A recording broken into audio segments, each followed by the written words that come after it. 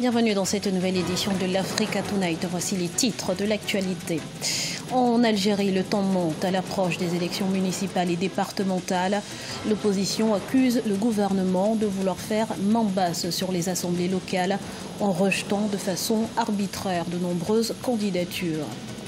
Signature d'un mémorandum d'entente entre le groupe tchadien Al-Mana et le français Duval. Un mémorandum qui porte sur le financement de projets contenus dans le programme national du développement du Tchad, estimé à 5 000 milliards de francs CFA. Et puis la Côte d'Ivoire confirme sa suprématie sur le Maracana. Le pays a été sacré champion d'Afrique ce 22 octobre 2017 en s'imposant dans les catégories seniors face au Bénin et vétérans face au Mali. Mais avant de développer ces titres entre le gouvernement congolais et sa famille politique, Pierre Kagoundia a fait son choix.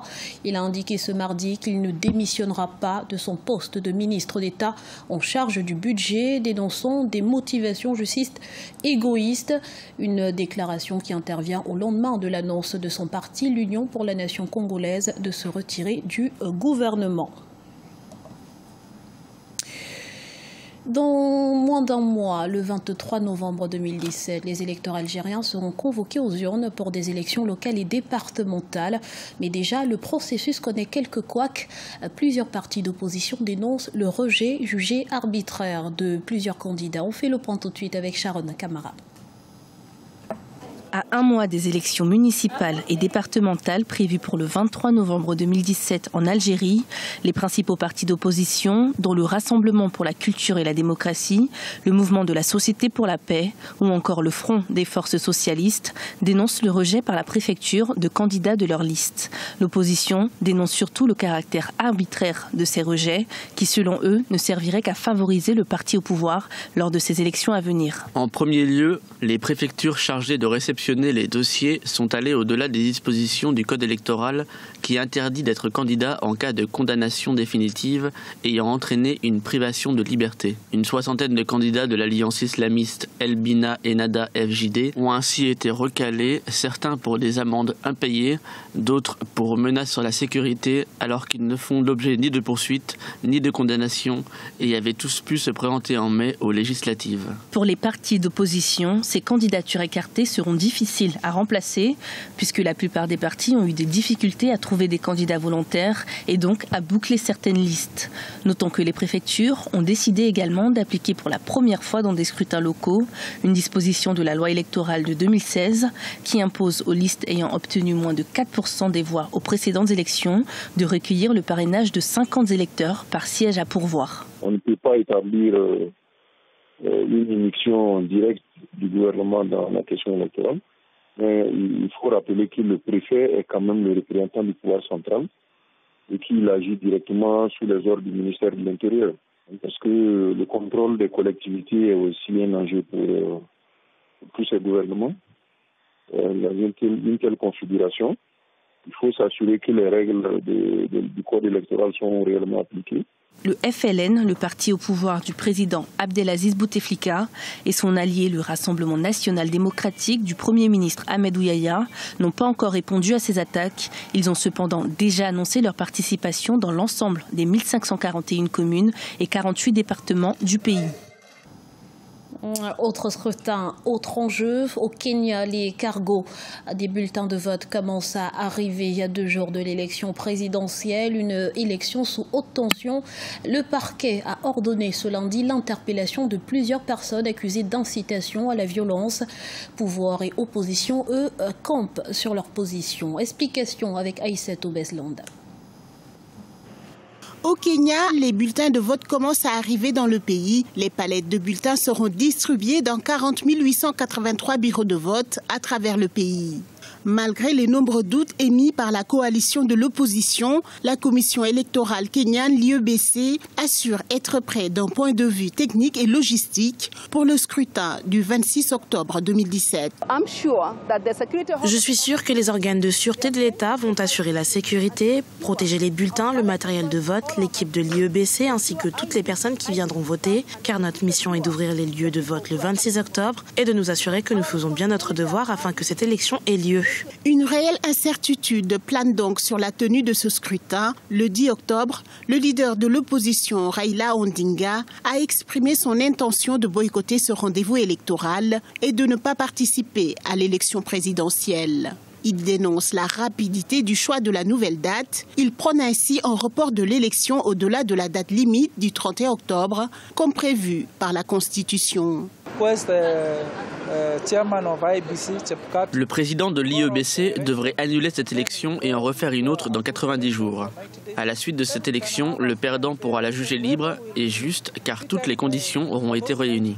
Cette période d'incertitude et de tension prend son origine au 1er septembre, date à laquelle la Cour suprême kenyane avait invalidé la réélection du chef de l'État Uhuru Kenyatta le 8 août, évoquant des irrégularités dans le traitement et la transmission des résultats, une décision historique et une première en Afrique. Aujourd'hui, si la coalition de l'opposition continue d'appeler au report immédiat de cette date, le président sortant Uhuru Kenyatta, quant à lui, n'a cessé de répéter que le scrutin devait bien avoir lieu le 26 octobre. 40 personnes ont perdu la vie depuis le 8 août, suite à des affrontements entre manifestants et policiers. Au Tchad, les promesses des investisseurs présents à la table ronde de Paris commencent à se matérialiser. Le groupe tchadien Almana et le français Duval ont signé ce lundi 23 octobre 2017 à N'Djamena un mémorandum pour accompagner la mise en œuvre des projets du Programme national du développement du Tchad. Voyez ce reportage de Mama Ramadan, notre correspondant au Tchad, commenté par Gladys Mouamba.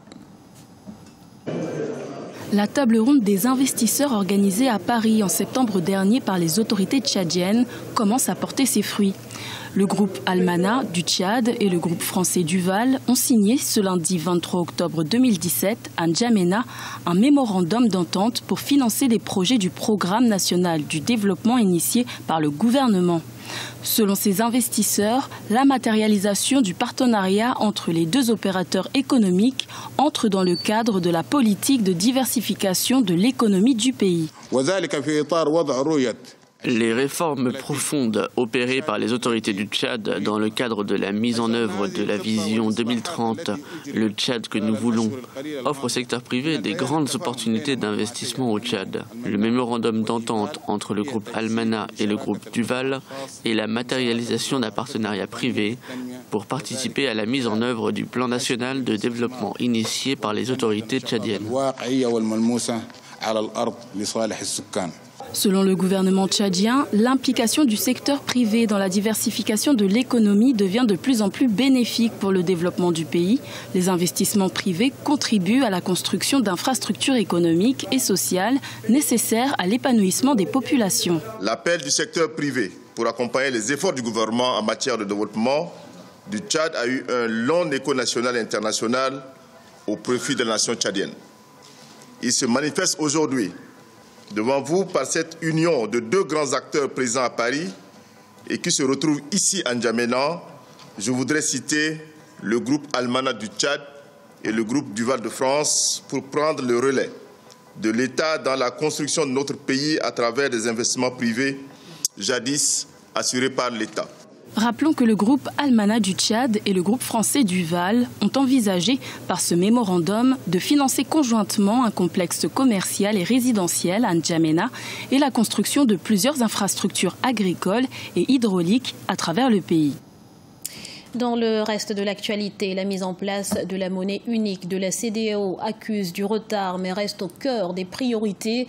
Les présidents Faure Gnassingbé du Togo, Alassane Ouattara de la Côte d'Ivoire, Nana Akufo-Addo du Ghana et Muhammadu Buhari du Nigeria se sont retrouvés ce mardi 24 octobre chez leur homologue nigérien Mahamadou Issoufou. Ensemble, ils réfléchissent sur des stratégies en vue de renforcer et d'accélérer l'intégration monétaire sous-régionale.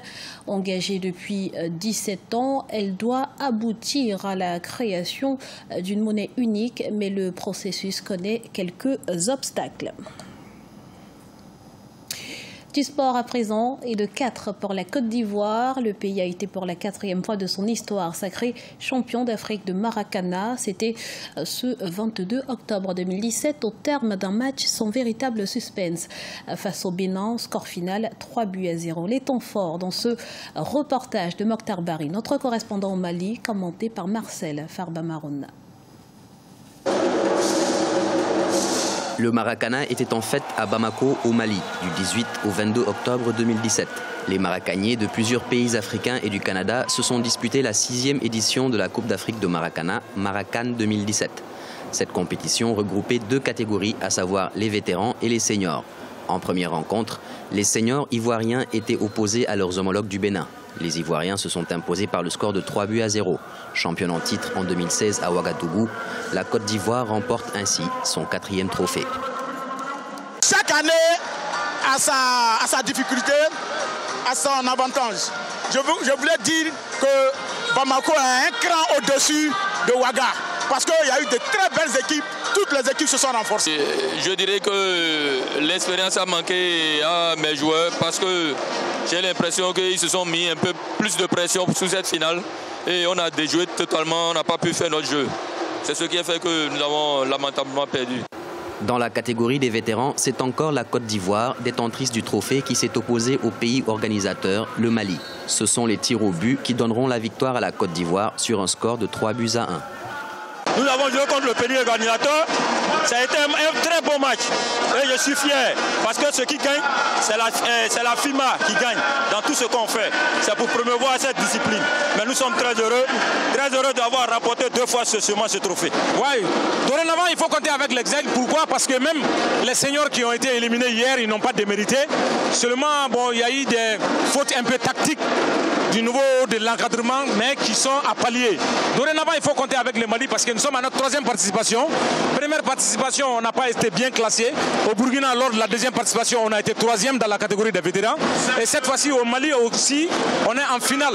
La Maracan 2017 prend fin avec le double sacre des Ivoiriens face aux Maliens et Béninois. Les Togolais et Guinéens occupent respectivement la 3e place en catégorie senior et vétéran. La prochaine édition, qui était prévue au Gabon, sera finalement jouée en Côte d'Ivoire en 2018. Ce journal a été réalisé par l'ensemble de la rédaction. Nous vous remercions pour votre fidélité.